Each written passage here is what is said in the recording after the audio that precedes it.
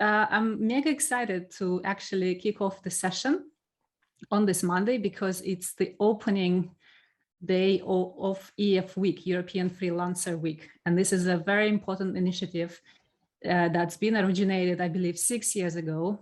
And Janine will give a bit more introduction about EF Week history and how it came to life in the first place. But in general terms, this is the moment when freelancing in Europe and beyond is celebrated. This is the time when we stand up for freelancers' voices and we make the action towards making freelancing as a profession, I would say, more visible.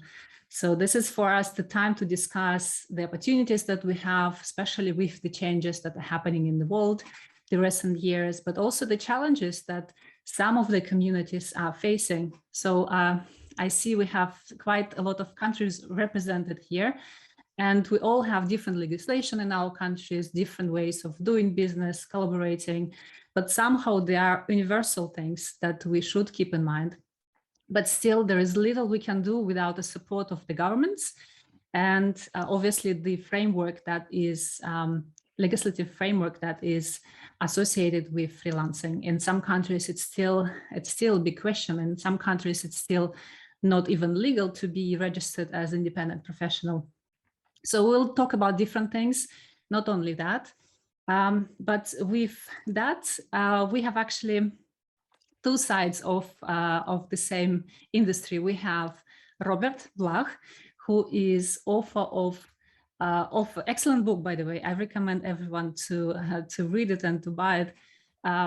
It's called Freelance Way, where he describes all the nitty-gritties of running freelance business from start till finances, negotiations, and whatever you may think of. He's also founder of Freelancing EU, which is the largest freelancing community in Europe and probably the most active ones that I know. So we're happy to have Robert with us to represent the freelance community side of business. And I'm also delighted to introduce Janine Van Der Linden. She is a director of European Co-working Assembly. It's one of her occupations, let's put it like this. She is also managing the Kramer, which is collaborative working community. And she is also running her own, if I'm not mistaken, her own co-working space where anyone can sign in to take use of the spaces, right? And she's also Chief Executive Officer of PayPax. This is a startup in fintech. Is that right, Janine? That's right. I don't have enough to do, so I don't have hobbies. I just have jobs. So all right. So multitasking a lot, lots of hats that you're wearing, and that is what makes actually you very close to freelance world, as we all do that. Well, that's it. Well, that's what. Yes, I think that is because there are technically I have 4 different hats that I wear, but truly they all run through each other, and it's really all unified. It just doesn't always look that way from the outside. Yeah. So I'll switch quickly to Janine, but before we go into that, I'd like to also mention that EF Week website lists many events that are happening during this week, which are run not only by ours, not only by freelance business community, but many other communities around Europe. And if you have a look at the website and find the list of a calendar of events, you'll actually see how many communities are involved in producing and getting people together, because that is the main mission of EF Week, to get freelancers together to talk about the things that are important for them. So do have a look there. Maybe you'll find something that you can attend. Also, during the Freelance Business Month, and this week particular, we have a set of presentations scheduled. And what we try to do for this week is bring you different perspectives from different players of freelance economy. For example, later today, we'll have some talks about leadership as such, because we think it's important. If you are ambitious enough to guide people through the change, or make your voice heard, you need to have leadership qualities. And that is what we will talk later today. Actually, in the afternoon, we have 2 sessions dedicated to leadership. Tomorrow, we will have CEO of Malt. Malt is one of the biggest platforms talking about different dynamics of freelance markets in Europe. So if you're interested in getting maybe some additional data and pick up some ideas for yourself, please join us tomorrow morning. On Wednesday, we'll have platform owners panel debate. So I have invited several platforms from different parts of the world. To be honest, I will look carefully that we have represented almost all the markets in the globe with companies who are either starters or already quite advanced in the platform economy. So we'll talk about the challenges and opportunities and how those platforms can support freelancers. I'm really looking forward to that discussion. On Thursday, right after, we have a European freelance communities debate. So again, we have invited leading communities in Europe to talk about how they support freelancers and what actually makes a community a success. So it's going to be a very interesting talk. So feel free to come and join. And one of those communities, I'm mega excited about that, actually running their own event with us. This is a freelance network in Italy. So on Thursday, they do again 2 hours session on different topics, and you can see all of them on our program if you wish. And Friday, we will conclude actually with some exciting topic. We are bringing you a professor in blockchain, in data science. So Stylianos Kampakis will talk about blockchain and freelancing and how you can discover additional possibilities within that new domain. So we're bringing a little bit of an innovative spirit into this week, just to illustrate how freelance ecosystem is growing. So and blockchain, I guess, is becoming part of it. So definitely join us on Friday. And Friday, we will conclude again with the meetup and some introductions and chit chat. And that is the time when we will talk about technology and innovations. So last week, we spoke about delegation and outsourcing. Week before, we spoke about saying no to customers. And this week, we'll conclude with innovations and technology. So lots of reasons to stay with us entire week and being engaged. So with that, let me switch then to our topic. And like I mentioned, I'd like to pass the word to Janine to tell us a little bit more about EF Week and what it stands for. Janine? Yeah, the EF Week started in 2016 when there was a gathering of freelance organizations and communities, and 3 people who were there, Joel DeRoy, Matja Ruijs, and Francesca Pesce, got together and said, and they were talking about the commonalities among freelancers and in each of their respective countries. And so they came up with this idea, which is essentially a crowdsourced week in which freelancers could register their own events, either events that they developed just for this week or events that they were already doing, register them all in one place and have them organized under a common theme and a common branding. The reason for that was really they were looking for what we've been looking for all these years is the effect of, if you've ever been in a room and they say, you know, all the men in this room, please stand up. If you the impact of everyone standing up at once is enormous. And so that ultimately is the extremely loosely connected spirit that drives the EF Week. Because in 2016, one of the things, it's really sort of hard to remember because everything changes so quickly, but it is still true in some parts of Europe. I mean, in 2016, it was still the case in large sections of Europe that saying that it was a joke in the Netherlands. If you say that you're a freelancer, then obviously what you're saying is that you're unemployed. And the sort of dignity associated with being a freelancer really wasn't there. And that was ultimately where that came from. The European Co-working Assembly at that time served as a support to the EF Week. We had the places to have the events, and that was ultimately our function throughout. And several years ago, we have taken the lead in organizing it because of some transition issues in terms of the founders. And so one of the things that we did when we started organizing it was we started looking for European-wide organizations that could really, as the Dutch say, pull the car, could really sort of drive this, because the whole process of becoming a European organization and the value of that was a thing that I went through with the European Co-working Assembly. And so this path is a path we have walked, and that really is our primary focus in terms of doing this. As a co-working assembly, we don't have any, again, our function is infrastructure. It is supportive.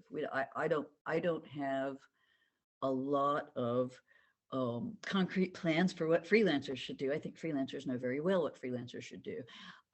But the way of getting it done can be a struggle. And so that ultimately is what we're about in that. Okay, fantastic. So have you seen any shift or change since 2016 to now, in terms of what sort of support freelancers are needing? I think that everything about freelancing has changed from then until now. And yeah, I think I do think one of the things that has always been clear to me in looking at sort of the freelance economy is, and when I say it this way, people sort of shake back, so y'all don't be shocked, but a freelancer is the only person in most of Europe who can be freely discriminated against and has no civil rights. And the reason for that is primarily that most of the civil rights legislation that we have in Europe is based on the notion of employment. And so we also have a number of sort of anti-discrimination civil rights kinds of legislation in Europe that apply, for example, to hospitality, to restaurants, hotels, that kind of stuff. But in terms of specifically freelancers, there's not that much. If someone wants to not hire a freelancer, you got several freelancers and they want to say, well, we only want freelancers under 30 or freelancers over 50, they definitely can do that. There is no legal block to that.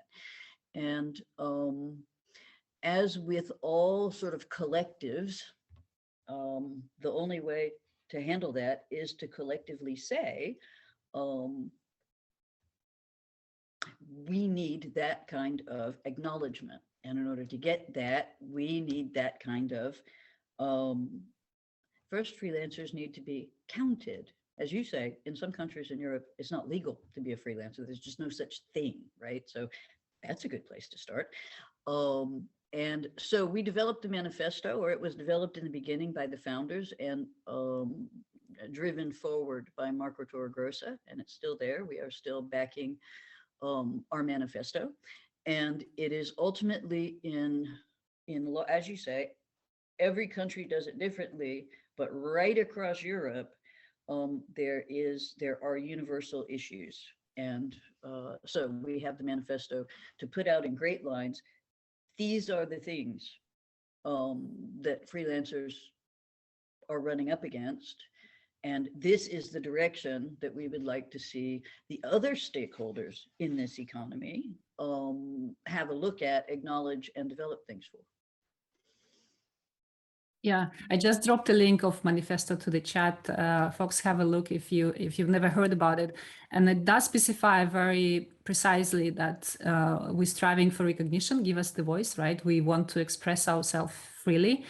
Give us a name, because terminology is so different. We see freelancers being called different things, and actually that also causes some further issues such as surveying and reporting on a number of freelancers. I'm pretty sure Robert will mention, but we've seen recently in some of the reports that freelancers are being counted the same as farmers. Nothing against farmers at all, but it's just different categories of independent workers. Regulation. is another one, right? We need to have a better policy in some cases in terms of treating freelancers, like Janine, you mentioned, anti-harassment policy, for example. And even we hear lots of stories from freelancers as being not accepted as part of the team in a company, just to start small like that, being treated as an equal employee, even though you are not employed, you are just a contractor.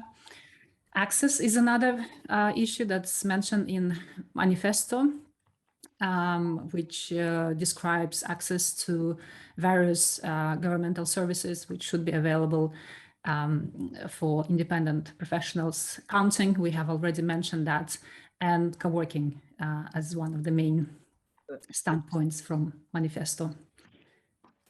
Well, I do think, I had a conversation this week with somebody who said there's a huge number of independent professionals who will affirmatively say, I am not a freelancer, because to them, a freelancer means a specific thing. And that was actually one of the biggest surprises to me in 2016. It is still one of my biggest surprises. I mean, I'm not married necessarily to the specific word freelancer. In Dutch, it's ZZP'er, which is not that helpful in other countries. But that particular issue, what do you call yourself, is, I mean, it's a very core identity issue. And it's an issue that is extremely interesting. I find it really interesting to talk about. And it never occurred to me at any time when I first got involved with this, that it was even an issue among independent workers, but it definitely is. Yeah, and Alisa is commenting such negativity when it comes to freelancers. Yeah, unfortunately, that's the case. We even had a speaker the other day who was advising not to call yourself freelancer to be able to sell your services better, which is, it's arguable statement. We advocating, however, even we had a campaign, I am freelance, just to bring up the light to the word of freelance. That is not something that, you're not a second sword. You are excellent, educated professional, expert in your field. So definitely we have to stand for what we pitch for. Right. Okay. So we have obviously certain issues within the freelance world. Still, it's still not ideal. There are lots of work to be done, but let's look at the positive side of it. And Robert, I will refer to you at this point to tell us, has world changed in terms of opportunities for freelancers in the recent years? Yeah, thank you, Aline. Thank you, Janine. It's a pleasure to be here with you today. I really admire what you do for freelancers in Europe. I've been doing some notes and I have some notes to share about the state of freelance economy. And as you said, I will try to highlight some positive trends, even though some of them may not look positive at first glance. But let me explain a few things that have changed, in my opinion, in recent years. Janine has pointed out that there is this, issue with treating freelancers and even defining freelancers, and I can agree with that. Because actually the definition is a huge issue for anyone who is involved in any sort of research regarding freelancers.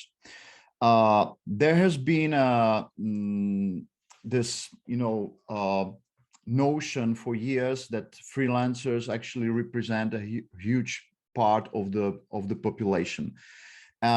Especially in the US, where Upwork and Freelancers Union were doing their annual survey. And when you actually look at the latest one from the last year, the survey claims that 36% of Americans actually freelance, which is highly problematic, because when you actually go into the report and read how they define freelancers, you would find out that they count as a freelancer every single individual who had even the slightest side income beyond the traditional employment. So that means that the report actually counts as freelancers people who are full-time employees. They're working 9 to 5 and they are only earning something extra aside. For example, they may be babysitting for their neighbors or friends once in a blue moon, or I don't know, selling some necklaces on Etsy, or I don't know, running ads on their website. And this doesn't really make sense, because if they use such a really super wide definition of freelancers, they count as freelancers people who would never identify as one. So there are other surveys that look more deeper into the definition. For example, a golden mean would be McKinsey Global Institute Independent Work Survey from 2016. That's a really quality one. They already see freelancers as a subset of a general, like a self-employed population. They estimated there were about 12% of US workforce working fully freelance, but their definition still is pretty wide. They basically would include probably the farmers or the shopkeepers, whatever. These are people who are not very likely to identify as freelancers. So there are actually studies and surveys that look even more specifically on people who are very likely to identify as independent professionals or freelancers. One of the best studies to this date is Fiverr's estimate from this year in the US. And they actually did a really smart thing. They did not use any like super wide definition of a freelancer. They worked the other way around. What they did is that they took they looked into over 20 million tax returns of people in the US who have no employees, who work in technical, managerial, professional services and creative professions. So people who are very likely to work as freelancers or identify as freelancers, and who earned over $1,000 per that year. So they neglected side incomes, whatever. And their conclusion is quite shocking, because they found out that freelancers defined as such represent only 3.8% of the US workforce, which is quite different number than claiming that 36% of Americans freelance. So if you actually look into people who have some substantial income, who work in professional, technical, creative services, and who don't have employees, the proportion is way smaller. This is not only Fiverr.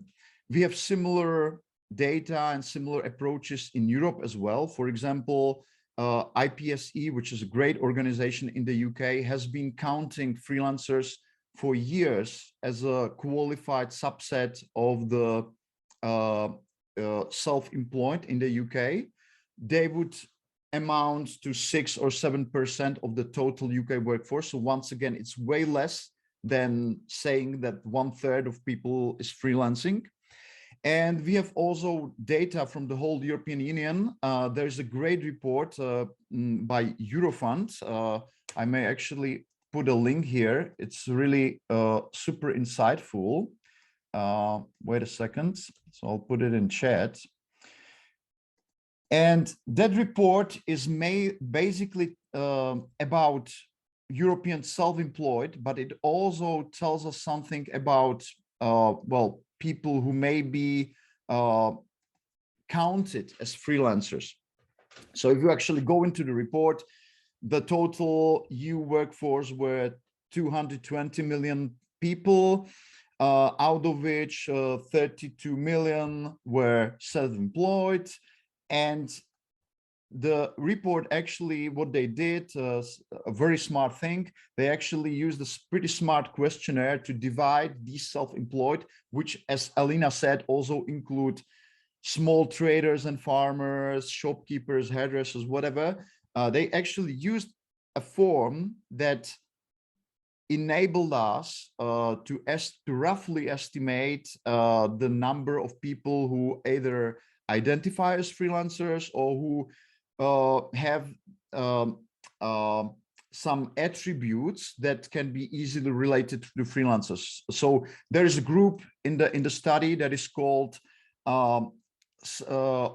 standalone own account workers. And these people, they have these attributes like they don't find it really hard to bear the responsibility for being on their own, running their own business.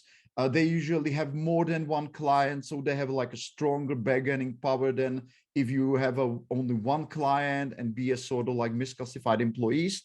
And from that report, it can be concluded that the proportion of European freelancers is similar to that estimate given by Fiverr in the US. So it would be something roughly between 1.2 and 3.8% of the EU workforce.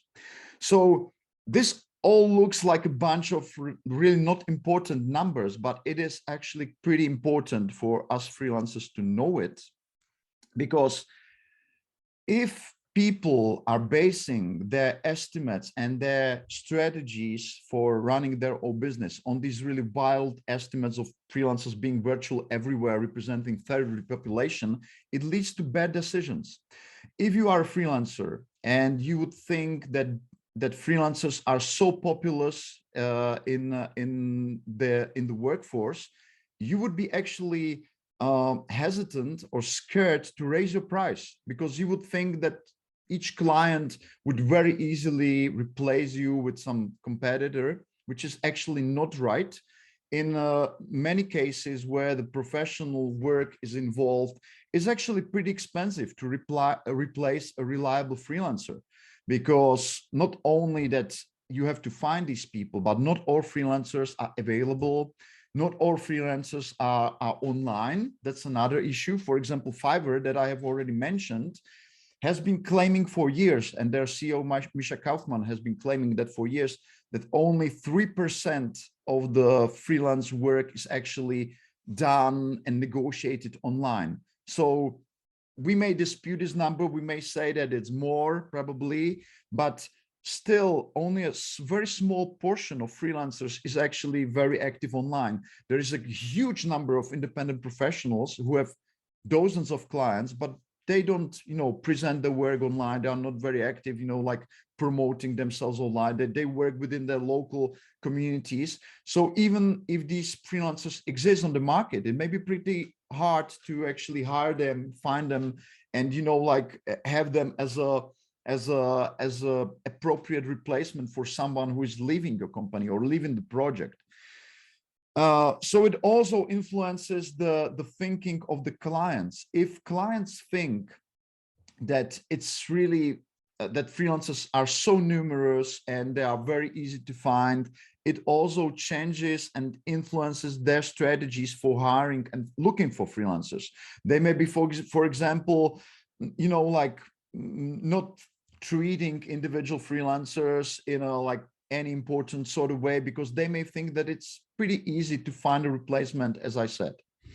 So one of the major changes we are seeing at the moment in the international freelancing in terms of expert estimates is that we are actually getting to more realistic estimates. So freelancers are not that populous. They usually represent like the real independent professionals, people who are experts, who are not misclassified employees. They represent rather small proportion of the workforce, and they are getting in ever greater demand. So this is great news for freelancers, because you may actually count this in your bargaining power when you would be setting your prices and thinking like how strong the competition is.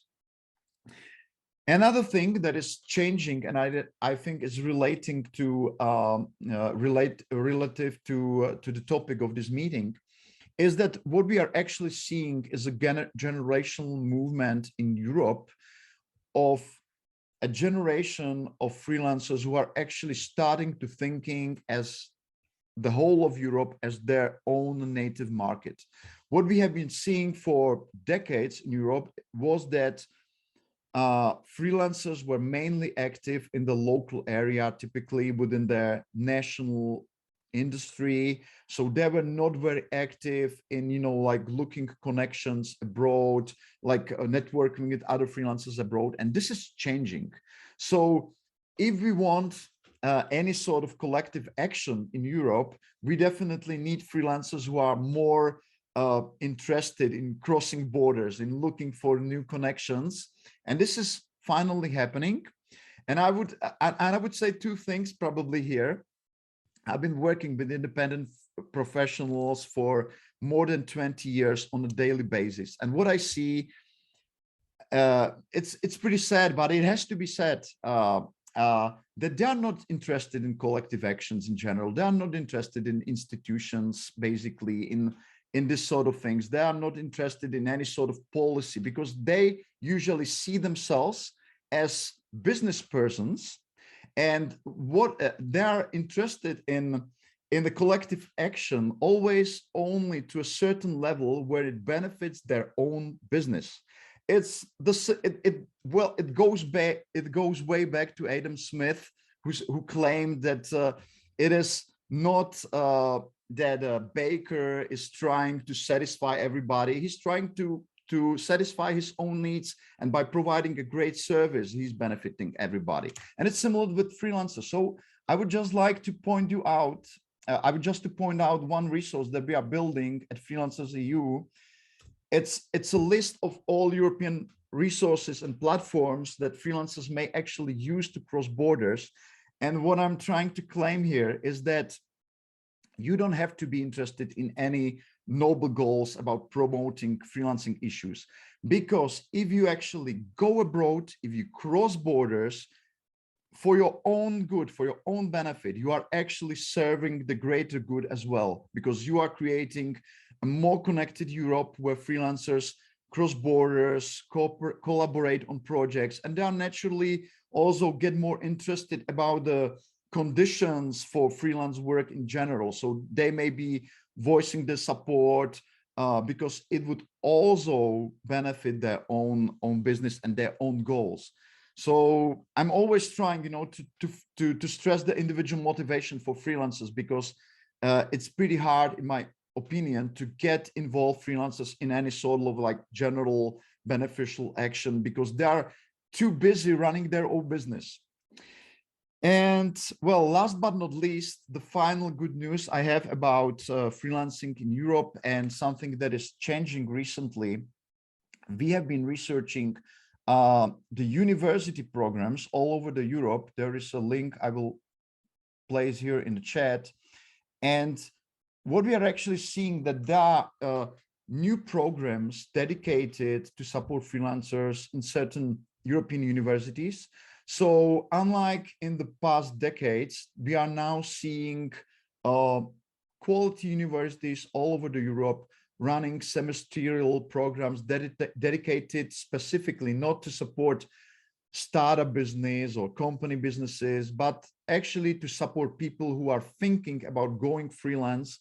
So this is the current generation of students who are actually getting some sort of quality education about the possibility of becoming freelancer, and who are much more likely to consider this as a full-fledged alternative to an employee career. So this doesn't have the impact on the market at the moment, but I expect that this will be an ongoing trend, and we will see more schools, more universities, like focus specifically to provide some sort of basic education or raising awareness about freelance work in general. And this will also enhance the trend of people who are, studying on Erasmus, like going to another countries, like bringing the freelance work with them. For example, working as freelance, developers, copywriters, graphic designers, while being or studying abroad and still doing that work. And they will find out that this enables them to be really flexible with their work. So I expect that more students in the future would actually choose freelancing over a more traditional careers. So that would be the main points I have here. Thank you. Yeah, there's excellent points, Robert. Thanks a lot for sharing. I love specifically the fact that universities are turning into education of freelancers, because judging by myself, being in business for a long time and follow some mini MBA courses, let's say later on, I'm like, okay, why didn't I not learn that before? Yeah, exactly. Yeah, that's so It was necessary. the same for my business school. Like we never actually were taught anything at all about freelancing. It was all about company policies, company management. Later, startups were added to the mix, but still freelancers are neglected on most schools. Yeah, and we do need to have this business knowledge, obviously, because we're running businesses. The question to you, Robert, so you revealed that numbers actually a bit different from what we expected or from what we were told before. What's your take? Will it keep growing, or will we go back to, let's say, 2018, before the pandemic 19, when the things were slightly different? Well, I never make this sort of prediction because, you know, like predicting markets is, is something like almost impossible.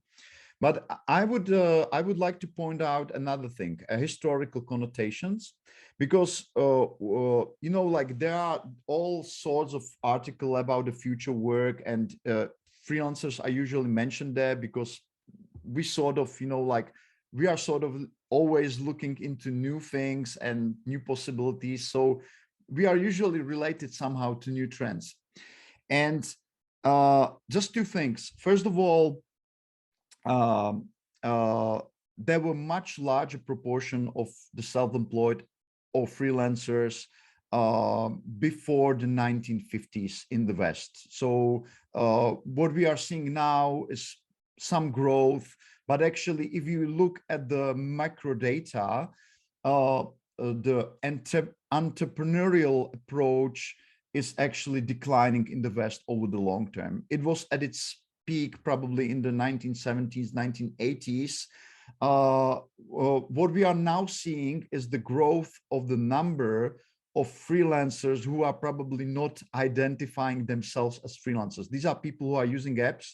So for example, Uber drivers or the of people who are in the gig economy who are sometimes counted as freelancers. Upwork does this in the US, as I said, but these people, they are not entrepreneurs. They don't think of themselves as, you know, like independent professionals whatsoever. Usually, some of them, yes, probably, but mostly not. And this is the issue that Janine was voicing, that these people in general definitely needs protections, because these are not freelancers in a solo like freelancer, like a free agent. These people are probably mostly misclassified employees, and there is an ongoing debate in the West about, you know, like reclassifying these people and getting them more protections. If we are talking about people who are actually independent business persons, their level is basically stagnating in the several previous decades.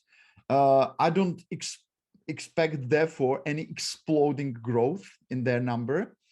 And another probably last idea I would like to put in here is that even though we as freelancers are always eager to explore new technologies, new trends, because we see it as an opportunity for our business, the very deep core of freelancing is extremely conservative. It haven't changed much over the centuries.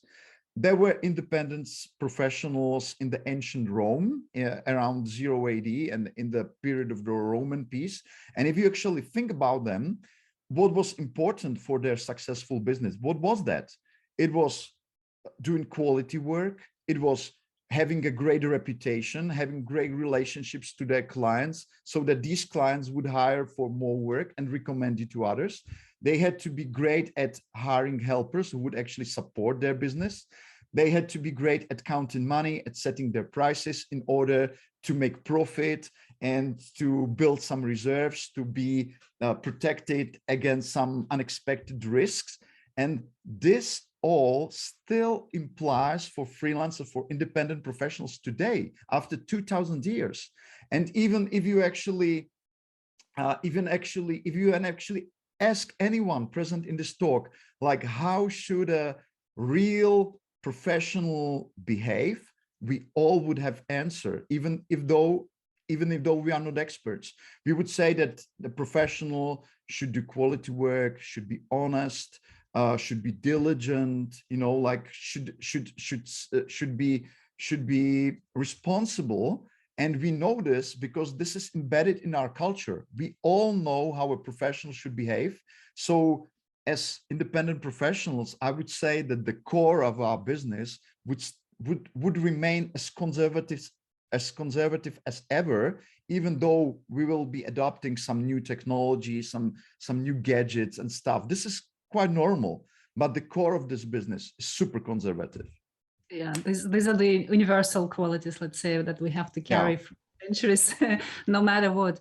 But interesting question arrived from Natalia, and I'm going to also pack it in additional one.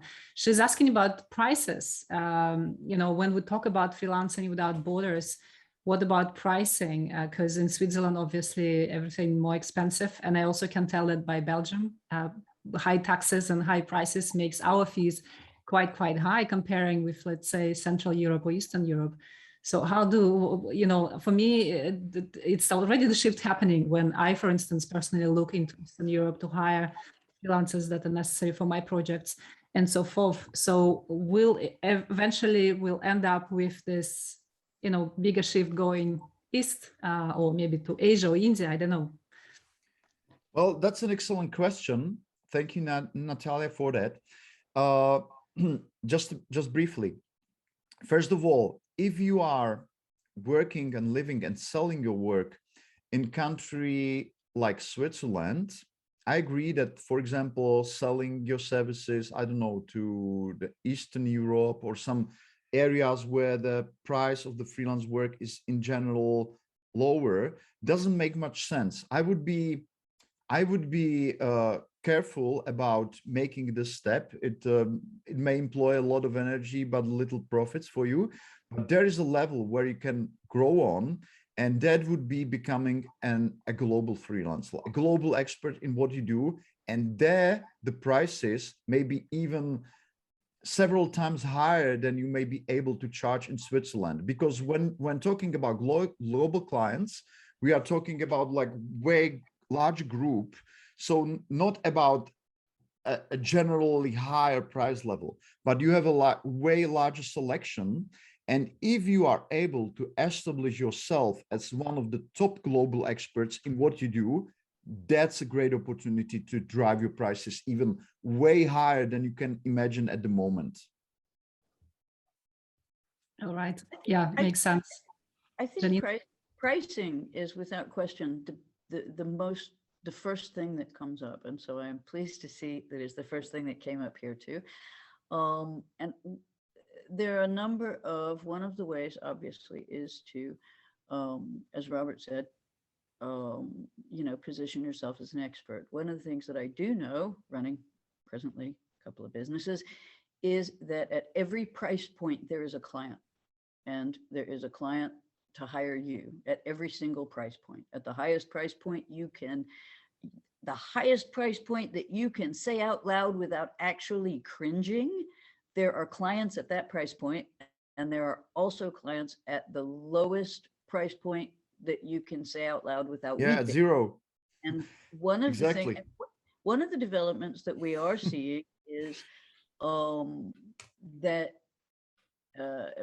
I dare to make one suggestion about the future of work, and it is one of the things that we are seeing is people work in community. People are working in community a good deal, and we are seeing freelancers coalesce into communities. Sometimes they're communities of freelancers, sometimes they're communities of interest, and so it's freelancers and small businesses and employers all sort of moving in the same community, but all in the same more or less sector.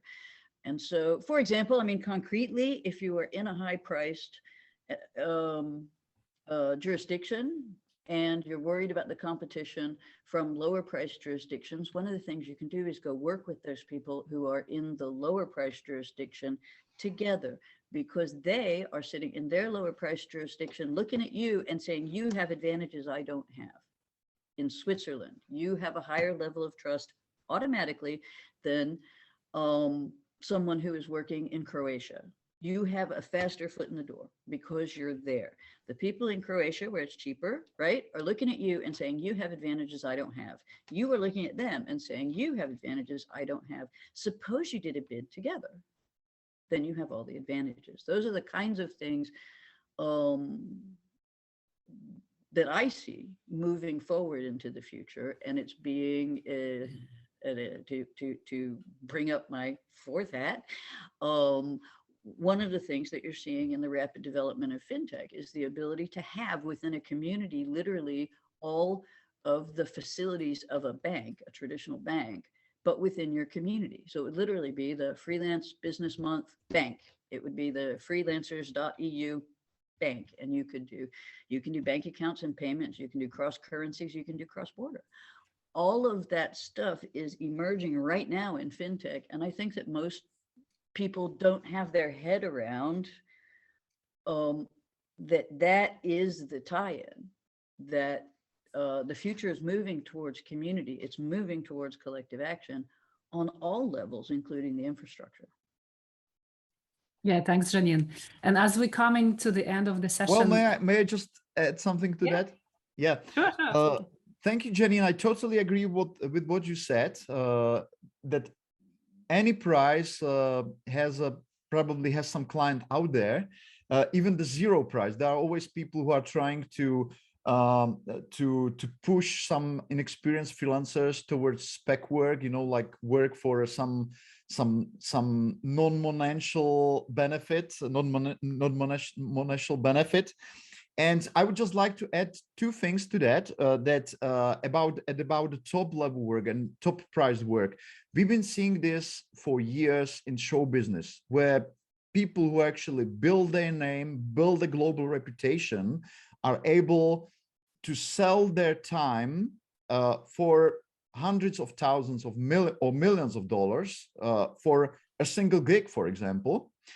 And this is also coming to the freelance industry as well through means of so-called creative economy. This is a huge trend among freelancers globally, meaning that there are new ways to monetize your content, your know-how, other than selling the time directly to clients. And there are means to monetize the knowledge, for example, through means like Patreon or Substack or other, means where customers or your fans are paying directly to you and to support your work. So I expect that we will be seeing way more freelance millionaires in the future through means of the creative economy, because you are working with the clients directly. There's always some limit, and not every single freelancer is able to get to these, like top paying clients. But through the means of working with the crowd, working with the community, as you said,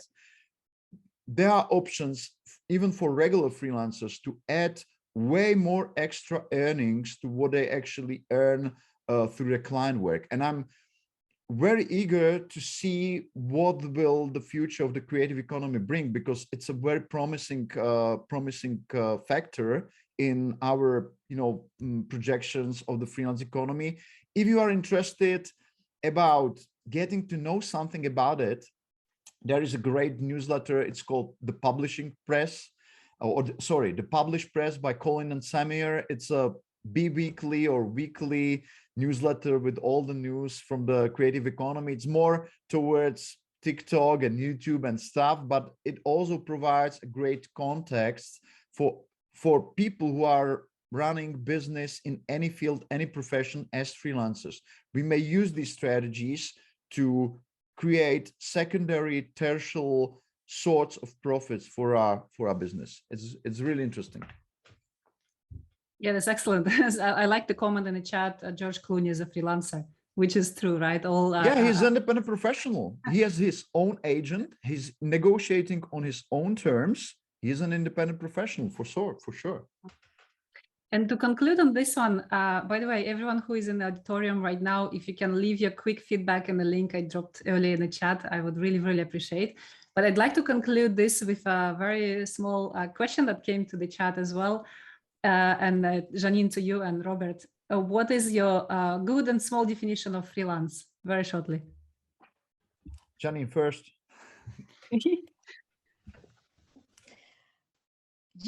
People used to talk about this a lot in co-working, and I'm having flashbacks, y'all, to conversations about what is co-working.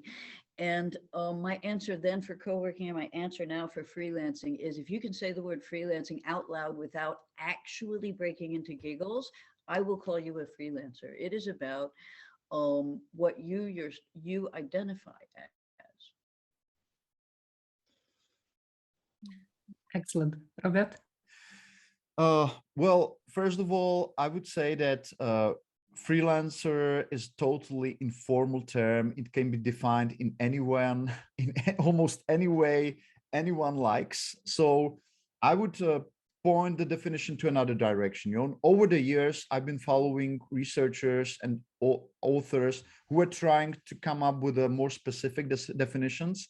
I think the probably one of the most influential ones would be Daniel Pink's free agent, that he published the article and the book in the 1990s. And from then on, we see definitions like independent professionals, full-time independence used, for example, by MBO partners in their research, which is also a very quality one. It focuses more on people who can be defined as independent professionals. And I particularly like independent professional, the definition, because there are two words, independent. So it means that you are actually free agent. You are operating on the free market independently. You are not managed by someone. You are totally free as a business person to make your own decisions and to bring your own responsibility to the market. And professional, meaning that you are taking your work in a serious fashion. And I would define independent professionals as people operating on a free market under their own name. So it's clear that it's not a company, that it's an individual, and with a publicly declared trade, expertise, or profession. So it's not just a general freelancer, but it's someone. It's a graphic designer, translator, developer. So they not only present themselves as individuals with a specific name, but also with some specific professions. And this combination is also how we as public want to see it. We want to know what these people are specifically good at. So this would be my definition of an independent professional, or you want a freelancer, but freelancer is too flexible. We need more specific definitions, I believe. That's excellent. I believe there was an organization which unfortunately ceased to exist nowadays that coined IPRO as a definition. Yeah, there's so many. Exactly. Consultants. Yeah, and went exactly through that way. I was very hesitant to call myself freelancer at the start because I thought it's like I'm not the one.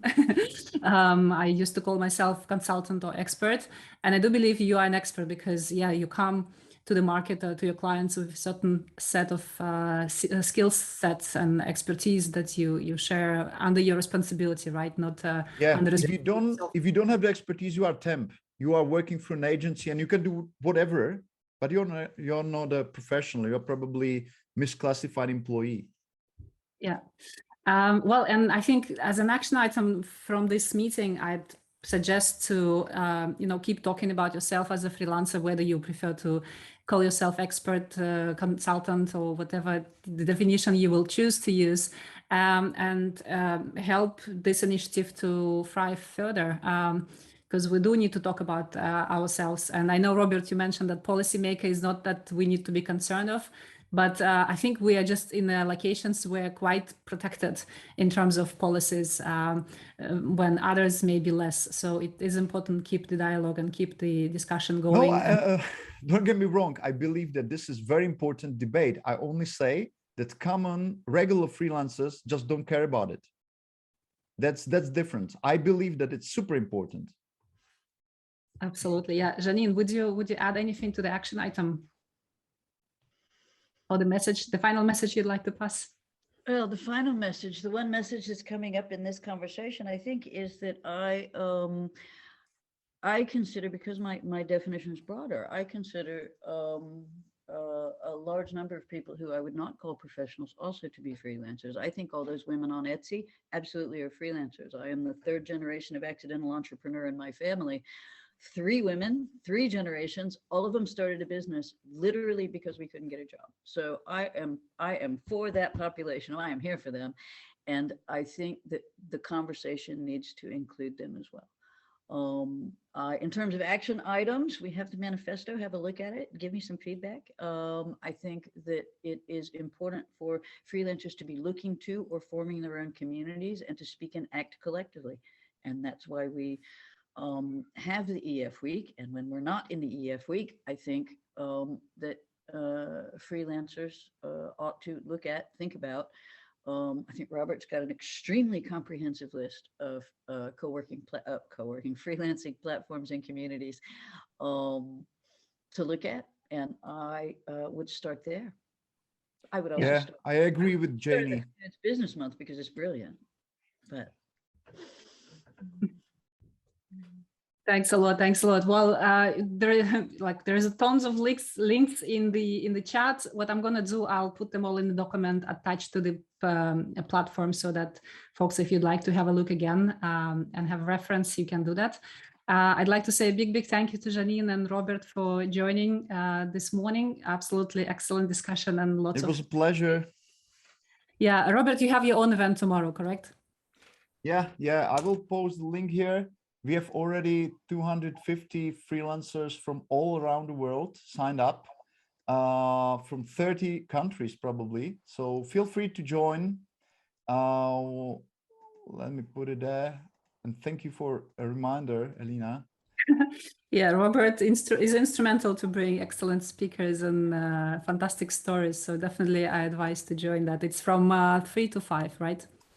Yeah, and one last thought that perhaps is that because it's something that Janine said that resonated with me, I strongly believe in protective action towards people who are somewhere in the gray zone. They maybe, as you said, selling things on Etsy and they don't feel represented. It's quite important, you know, that these people get some, I would say, legal protection or support, especially in the COVID era. These people were often falling through the cracks, so to say. And there is also a great report by IPSI in the UK, you know, like focusing on these professionals.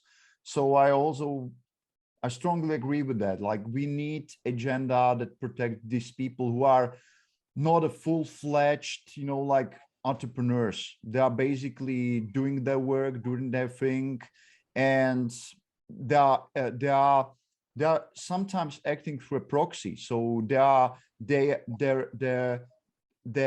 way to the market is through some intermediary. That's often I wouldn't say problematic, but it has issues sometimes, and that's perhaps for another discussion. So thank you, Jenny. Exactly. Thank you for